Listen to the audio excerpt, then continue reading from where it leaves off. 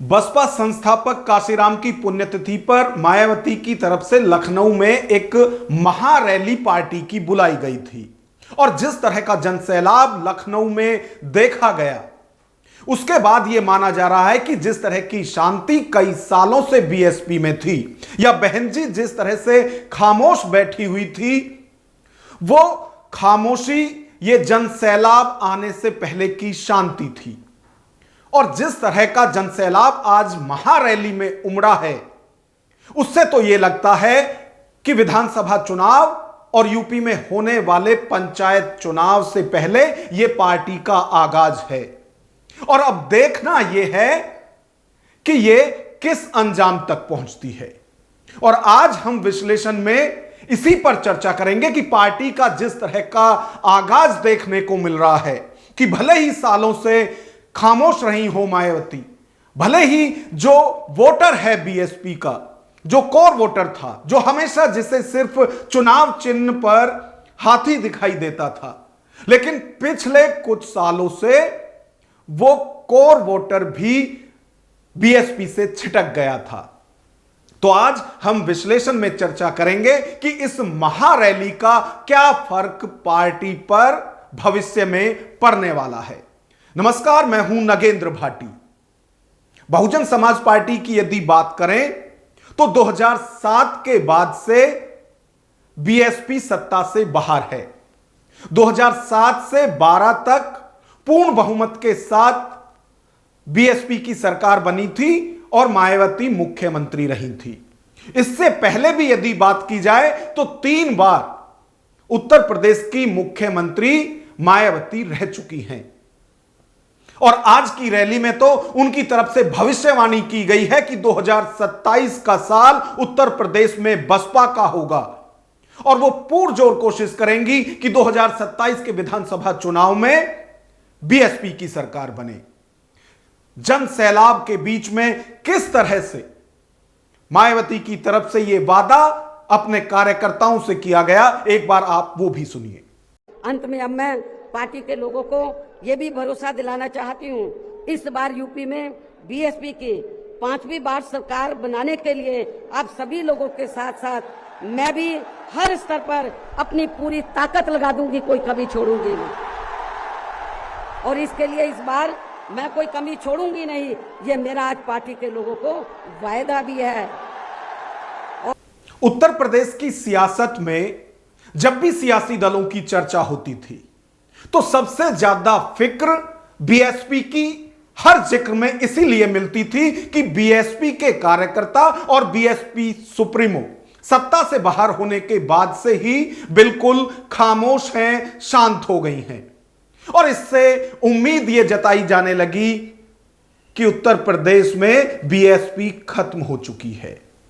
लेकिन जैसे ही 9 अक्टूबर की तारीख बीएसपी की तरफ से तय की गई, बहन जी की तरफ से तय की गई कि पार्टी के संस्थापक कांशीराम की पुण्यतिथि पर एक महारैली लखनऊ में की जाएगी, उसके बाद से उत्तर प्रदेश के वो सियासी दल जो ये भविष्यवाणी करते थे कि बीएसपी का खेल खत्म हो चुका है, अब बीएसपी कहीं भी दूसरे दलों के सामने नहीं टिकती है, क्योंकि उसका कार्यकर्ता, उसका वोटर दूसरे दलों में छिटक कर जा चुका है।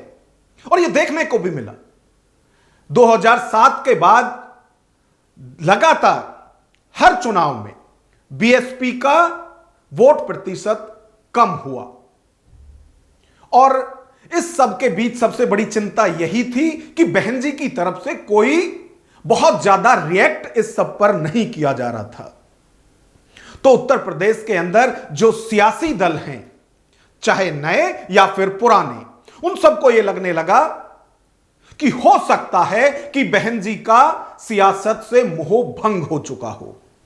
और इस सब के बीच कोड में खाज का काम किया बीएसपी के जो अंदरूनी कलह थी, जो खींचातान पार्टी के अंदर हो रही थी। बीएसपी के बड़े नेता पार्टी छोड़कर दूसरी पार्टियों का दामन थाम चुके थे।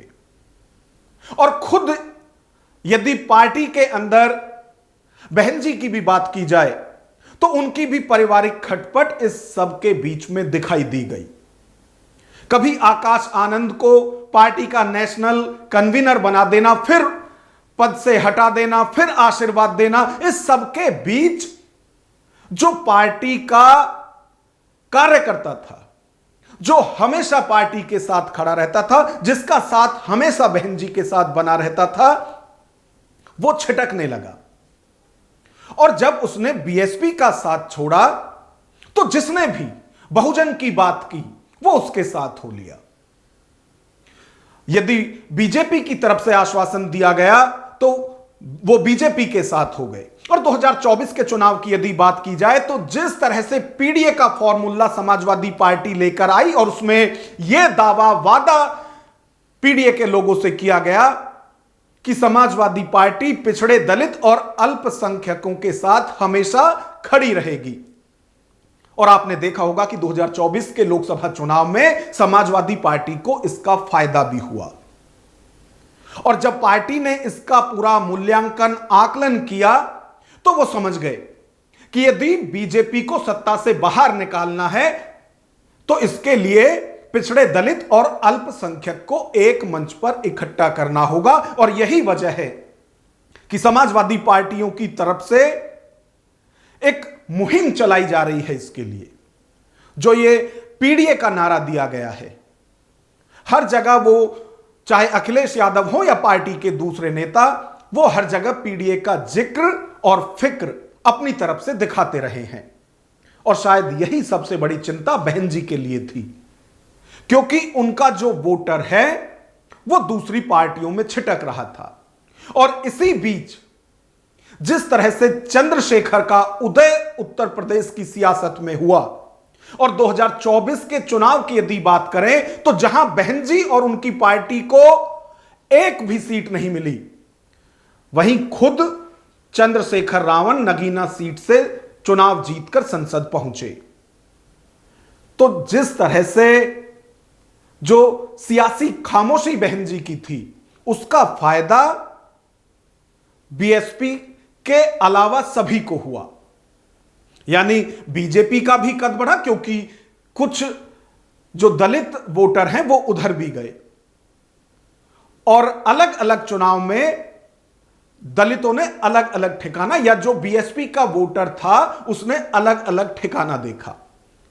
वो चंद्रशेखर के साथ भी गए, वो समाजवादी पार्टी के साथ भी गए। और अब बहन जी और पूरी बीएसपी के लिए यह सबसे बड़ी चुनौती है कि अपने कोर वोटर को अपने पास फिर से लाया जाए। और आज जिस तरह से मायावती के एक आह्वान पर लाखों की तादाद में लोग लखनऊ में जुटे हैं, जो आज की रैली हुई है और जिस तरह का प्रचंड जनसैलाब उसमें देखने को मिला है, उसके बाद अब एक बार फिर से लगने लगा है कि जो लोग ये कह रहे थे कि बीएसपी का खेल खत्म हो गया है, अब चिंता उनके चेहरों पर देखी जा रही है। और यह दस्तक है उन लोगों के लिए कि आप जो लगातार ये कह रहे थे, और कई लोगों की तरफ से तो यह भी कहा जाने लगा, और इसमें सबसे आगे समाजवादी पार्टी और कांग्रेस के नेता हैं, जो दावा कर रहे हैं कि बीएसपी बीजेपी की बी टीम है। और आज जिस तरह का बयान रैली के अंदर बीएसपी सुप्रीमो मायावती की तरफ से आया है, उसके बाद उस पर वार प्रतिवार किस तरह के हो रहे हैं वो भी हम आपको बताएंगे। लेकिन सबसे पहले हम आपको यह सुनवाते हैं कि रैली में मौजूदा योगी सरकार के लिए बहन जी की तरफ से क्या कुछ कहा गया है। वर्तमान राज्य सरकार की भी बहुत बहुत आभारी है। और इसलिए आभारी है क्योंकि इस स्थल को देखने वाले लोगों के टिकटों का इकट्ठा हुआ पैसा पूर्व की रही सपा सरकार की तरह वर्तमान भाजपा की राज्य सरकार ने इसे दबाकर नहीं रखा है, बल्कि पार्टी के आग्रह करने पर इसकी मरम्मत करने पर पूरा खर्च किया है। इस संबंध में मैं आप लोगों को ये बताना चाहती हूँ, जब यूपी में हमारी सरकार थी और ये मान्यवर श्री कांशीराम जी के आदर सम्मान में ये जो विशाल स्मारक स्थल जब बनाया गया था, तो हमने उसी समय हमारी सरकार ने ये व्यवस्था की थी कि हम देखने वालों के लिए इस पर हम टिकट की व्यवस्था करेंगे और इसका जो पैसा आएगा टिकट का, तो वो किसी और मद पर खर्च नहीं किया जाएगा, बल्कि जितने भी उत्तर प्रदेश की राजधानी लखनऊ में जो स्मारक बने हैं, पार्क बने हैं, तो उनके रख रखाव पर खर्च किया जाएगा। इस पूरी रैली में बहन जी ने जिस तरह से बीजेपी के लिए नर्म रुख रखा है, लेकिन बाकी जो विरोधी दल हैं और खासतौर से कांग्रेस और सपा की यदि बात करें तो उनको जमकर लपेटे में लिया है। और समाजवादी पार्टी की तरफ से जिस तरह से लगातार यह मुहिम चलाई जा रही है, जिस तरह से पीडीए को एक आंदोलन के तौर पर चलाया जा रहा है, उस पर भी बहन जी की तरफ से कटाक्ष किया गया। और रैली में लाखों समर्थकों को संबोधित करते हुए मायावती ने कहा कि ये वही समाजवादी हैं जो सत्ता में रहने पर पीडीए की बात नहीं करते, लेकिन जैसे ही सत्ता छिनी, जैसे ही सत्ता दूर हुई, वैसे ही इन्हें पीडीए की याद आने लगी है और अब तमाम तरह की बातें पिछड़े, दलित और अल्पसंख्यक के लिए कर रहे हैं। तो अखिलेश पर किस तरह का बयान दिया है मायावती ने, वो भी एक बार आप सुनिए। जब अब वो सत्ता से बाहर है समाजवादी पार्टी, तो अभी 2-3 दिन पहले वो मीडिया में खबर छपवा रहे थे कि हम मान्यवर श्री कांशीराम जी के सम्मान में संगोष्ठी करेंगे, लेकिन जब वो सरकार में रहते हैं तो ना उन्हें पीडीए याद आता है और ना मान्यवर श्री कांशीराम जी की जयंती और ना ही पुण्यतिथि उनको याद आती है सरकार में रहकर।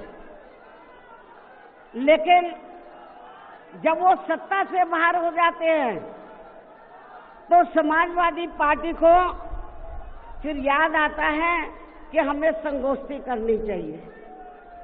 मैं सपा मुखिया अखिलेश यादव से मैं ये पूछना चाहती हूँ, यदि मान्यवर श्री कांशीराम जी के प्रति आपका इतना ही आदर सम्मान था, तो जब यूपी में मेरी सरकार थी तो मेरी सरकार ने अलीगढ़ मंडल में कासगंज के नाम से अलग से जिला बनाया, उस जिले का नाम मान्यवर श्री कांशीराम जी नगर के नाम से रखा था। लेकिन जैसे ही समाजवादी पार्टी पावर में आई, उन्होंने नाम बदल दिया।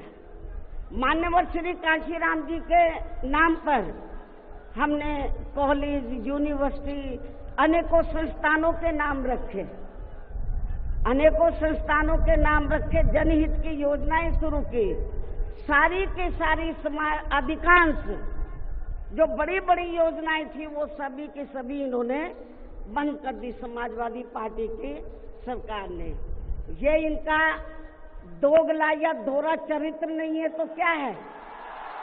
कांग्रेस पर निशाना साधते हुए रैली में अपने समर्थकों को संबोधित करते हुए बहन जी ने कहा कि आज कांग्रेस की तरफ से दलितों की बड़ी चिंता की जा रही है, पिछड़ों की बड़ी चिंता की जा रही है, लेकिन कांग्रेस हमेशा दलित विरोधी रही है और संविधान निर्माता बाबा साहब अंबेडकर को भी कभी कोई सम्मान कांग्रेस की तरफ से नहीं दिया गया, यहां तक कि उन्हें संसद तक भी नहीं जाने दिया। और अब वो कांशीराम की पुण्यतिथि पर भी श्रद्धांजलि देने की बात कर रही है वही कांग्रेस। तो इस पर भी मायावती की तरफ से कहा गया कि जब मान्यवर कांशीराम का निधन हुआ था तो उस वक्त केंद्र में कांग्रेस की सरकार थी, लेकिन उनके निधन पर कोई शोक घोषित नहीं किया गया, कोई राष्ट्रीय शोक घोषित नहीं किया गया, लेकिन आज वो उनके सम्मान की बात कर रहे हैं। तो इस पर भी क्या कुछ मायावती ने कहा, एक बार वो भी सुनिए। और सन 1975 में देश में लगी इमरजेंसी में तो कांग्रेस पार्टी की रही सरकार ने यहाँ बाबा साहब के संविधान को भी काफी हद तक प्रभावहीन ही बना दिया था, जिसकी आड़ में अब इस पार्टी के लोग आए दिन किस्म किस्म की नाटकबाजी करते रहते हैं। संविधान को हाथ में लेकर किस्म किस्म की नाटकबाजी करते रहते हैं। इसके साथ साथ कांग्रेस पार्टी ने हर प्रकार के हथकंडे इस्तेमाल करके बाबा साहब डॉक्टर भीमराव अंबेडकर को संसद में भी चुनकर नहीं जाने दिया था। इसके अलावा केंद्र में इसी कांग्रेस पार्टी की रही सरकार ने भारतीय संविधान के मूल निर्माता एवं उपेक्षित वर्गों के मसीहा परम पूज्य बाबा साहब डॉक्टर भीमराव अंबेडकर को भारत रत्न की उपाधि से भी सम्मानित नहीं किया था। इसके बाद फिर इनकी मूवमेंट को आगे गति देने वाले मान्यवर श्री कांशीराम जी को भी उनके देहांत के बाद केंद्र में रही इसी कांग्रेस पार्टी की सरकार ने इनके सम्मान में एक दिन के लिए भी राष्ट्रीय शोक घोषित नहीं किया था। इस महारैली के दौरान जिस तरह से मौजूदा सरकार की तारीफ मायावती की तरफ से की गई, उस पर कटाक्ष किया है अखिलेश यादव ने सोशल मीडिया एक्स पर। वो कह रहे हैं और सीधा सीधा आरोप लगा रहे हैं कि कहीं ना कहीं बीएसपी और बीजेपी की सांठगांठ है और वो आज साफ हो गया है। तो ट्वीट में उन्होंने कुछ तुकबंदी भी इसको लेकर की है, वो आप अपनी स्क्रीन पर देख सकते हैं।